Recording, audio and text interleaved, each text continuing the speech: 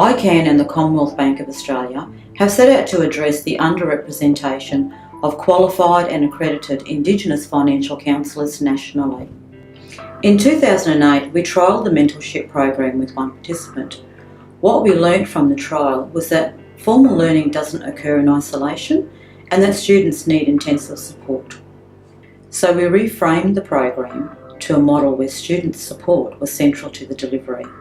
In 2012, we graduated 9 participants with the Diploma of Community Services in Financial Counselling. The following year, Indigenous people from Derby, Port Augusta, Western Sydney and Alice Springs converged on Cairns to commence the first national Indigenous Financial Counselling Mentorship Program. This is their story.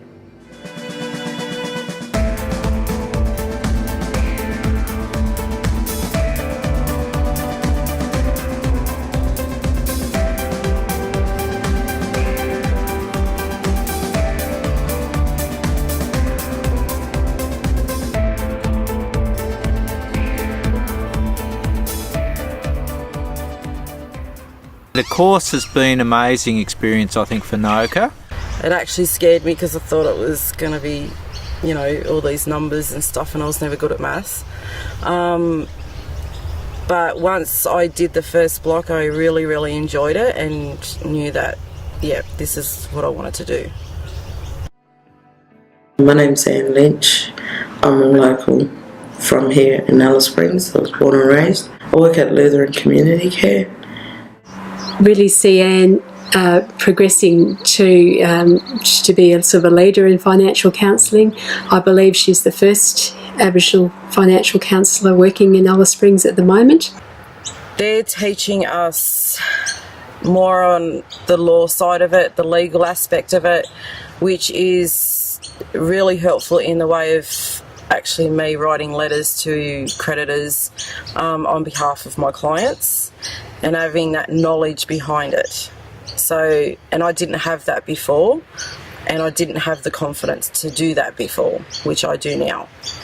Being able to just sit down with someone and having the confidence to actually ask them, are you okay with what's happening with your money at the moment, and how we're able to help them change that.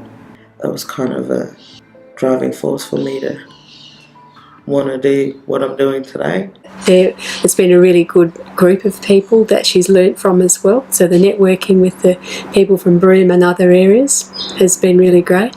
She's with the Aboriginal people in the class, and she has that network that are beyond here in Western Sydney, and they support her in the study and the way that she does her work. I've met some really good people, and we've actually gotten a lot of advice from each other, as well as, more learning through that way as well. So that was good. Being able to call the other participants up if I have any issues, they've been a really, really big support for me. We've formed relationships where it's kind of made me more comfortable to be able to do this course. I'm more confident in what I do here within my own workplace. This has provided the support that's been needed for her training, that she's been comfortable and felt confident and support along the way. It's really opened up the service to deliver financial counselling by Aboriginal people to Aboriginal people, and she'll be, I think, one of the few diploma-trained Aboriginal financial counsellors in New South Wales. Particularly having an Indigenous financial counsellor who can understand and speak language has been really invaluable to us, for the people we work with, and the outcomes for them have been really great. I love the challenge. I love not to so much argue with people, but I like to prove that my client's right, in a sense. And at the end of the day, I'm fighting for that client and teaching them what steps they could actually take next time, or maybe to one of their family members that are in the same situation. It's opened my mind to see that there are other ways of dealing with certain issues, and just being able to have that support with other participants and the trainers as well. Believe that she could then train others, the others in our team of 18 staff that may want to go into this field, that then she could be a mentor to them. It's only going to strengthen our team as we move through the pathway to have more Aboriginal financial counsellors working with us. It is our vision that the program will support the growing network of qualified Indigenous financial counsellors across Australia in order to combat low financial literacy rates and consumer exploitation occurring in many Indigenous communities.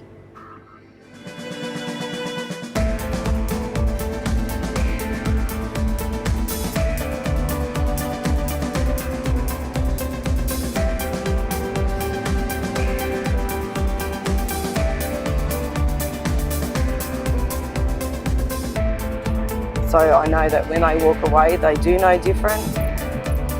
They know more than what they came into, and that's what I believe it's all about. It's about knowledge, and knowledge is power.